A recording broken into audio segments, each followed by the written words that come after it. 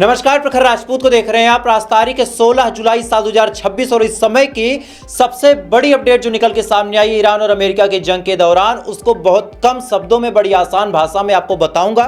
इस वजह से वीडियो को अंत तक जरूर देखिएगा और साथ इस वीडियो पे अगर आप नए हैं लाइक कर लीजिएगा, चैनल को सब्सक्राइब कर लीजिएगा। और कई सारे लोग ये सवाल उठाते हैं कि प्रखर भाई आपका नोटिफिकेशन नहीं आता, तो भाई साहब एक काम आप कीजिए, बेल आइकन को फौरन दबा लीजिए ताकि जैसे मैं वीडियो डालूं सबसे पहले वो वीडियो आप तक पहुंचे। और ये काम आप कर लीजिए दोस्तों, तब तक एक करके मैं आपको खबरें बताता हूं। और सबसे पहली, सबसे बड़ी और सबसे अहम खबर निकल के सामने आ रही है कि ईरान का एक मिलिट्री बेस था जिसका नाम था ग्रेट टुनप। ग्रेट टुनप ईरान की सबसे महत्वपूर्ण मिलिट्री बेसों में से एक था और इस मिलिट्री बेस के ऊपर कल रात अमेरिका ने कम से कम 90 मिनट तक बमबारी की है। और इस बमबारी के बाद ये खबर निकल के सामने आ रही कि ईरान का जो ग्रेट टुनप मिलिट्री बेस था वो बुरी तरीके से डैमेज हो गया है। अब सुनिए, इधर ग्रेट टुनप को जैसे ही डोनाल्ड ट्रंप ने ऐलान किया कि हमने डैमेज कर दिया है, उसी के जस्ट बाद ये गुलाबी सुअर अपने सुअर जैसे मुंह को खोल के कहने लगा कि भाई साहब अब मैं सोच रहा हूं कि IRGC को खत्म कर, मतलब IRGC को नेस्तनाबूद कर दूं और वाइप आउट कर दूं। लेकिन आज इसकी कहानी ऐसी है कि इसके सबसे बड़े जो एलाई हैं वही अमेरिका के ऊपर भरोसा नहीं करते। कैसे, मैं आपको बता देता हूं। अमेरिका में एक बहुत बड़ा कुत्ता था जिसका नाम था ग्राहम लिंडसे। ग्राहम लिंडसे की जब मौत हुई तो सबसे बड़ा पोस्ट अगर किसी ने किया था तो बेंजामिन नेतन्याहू ने किया था और कहा था कि भाई इस आदमी के जाने के बाद तो मैं एकदम से टूट गया, अमेरिका में अब मेरा पापा कौन बचा। ये तमाम कहानियां इसने लिखी।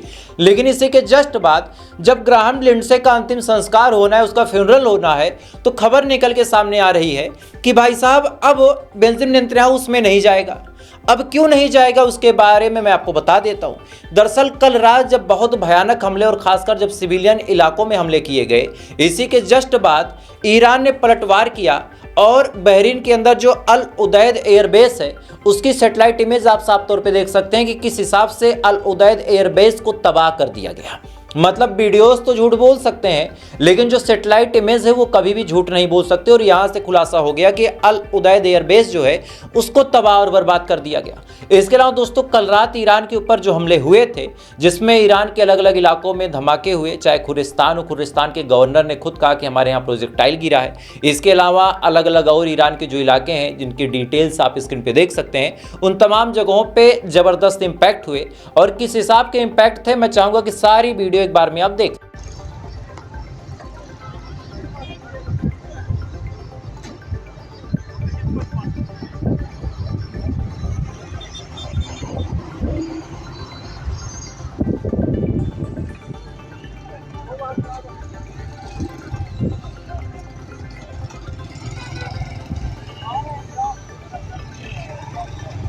इस वीडियो में आप साफ तौर पे देख सकते हैं कि चाहे चाबहार हो, चाहे अहबाज हो, चाहे खुरिस्तान हो, इन तीनों चारों जगहों पे जबरदस्त इंपैक्ट देखने को मिला। इसके अलावा स्क्रीन पे आप तस्वीर भी देख सकते हैं कि किस हिसाब से जो ईरान का कैंसर हॉस्पिटल था उसके ऊपर भी अमेरिका ने तगड़े हमले किए और इस हमले में उस जगह पे भी ताबड़तोड़ नुकसान की खबरें निकल के सामने आई। अब ईरान के खुफिया विभाग ने जब जांच पड़ताल की तब पता चला कि ये हमले कहीं और से नहीं, कुवैत से किए गए थे।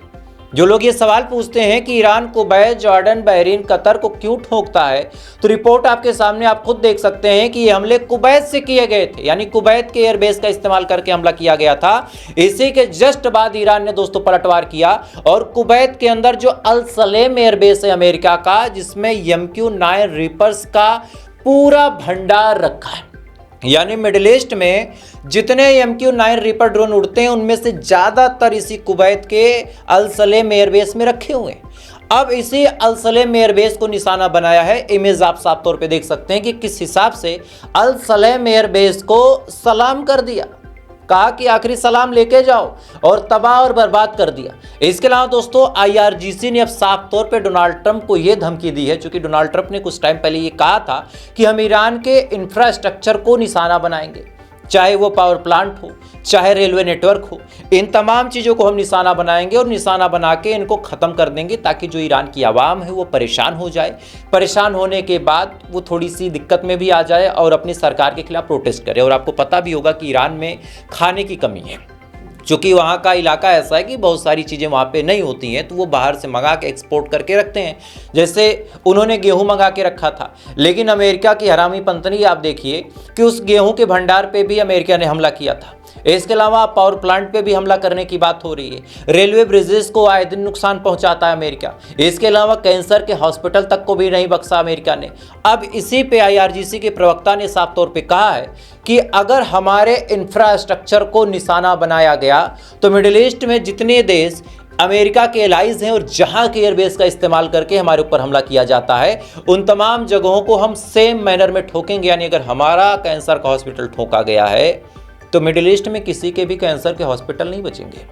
अगर हमारा पावर प्लांट ठोका गया तो मिडिल ईस्ट में किसी का पावर प्लांट नहीं बचेगा।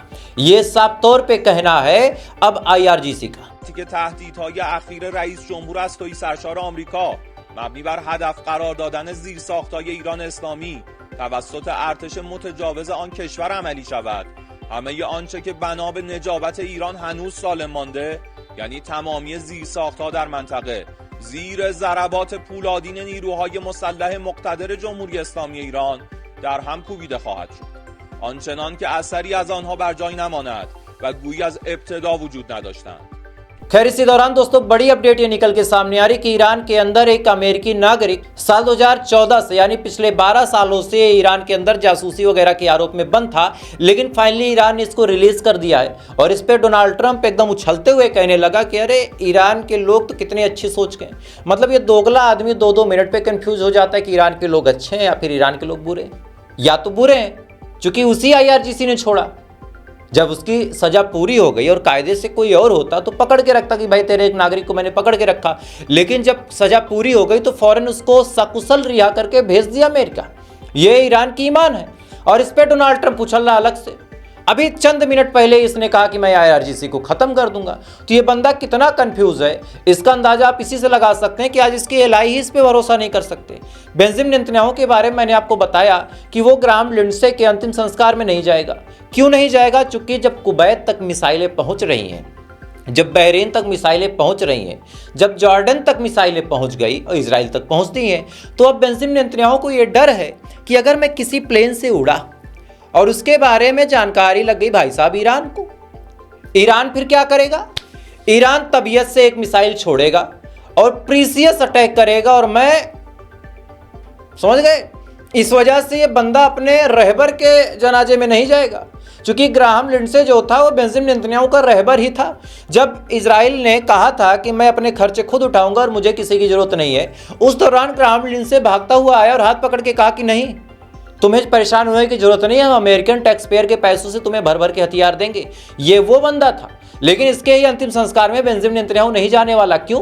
क्योंकि डर है। अमेरिका की सिक्योरिटी पे अब भरोसा नहीं है। अब अमेरिका के फाइटर जेट जो बड़े माने जाने हैं, जिनकी शान पूरी दुनिया में गाई जाती है, अमेरिका का सबसे खास एलाई यूक्रेन अब अमेरिका के फाइटर जेट पे एतबार नहीं कर रहा।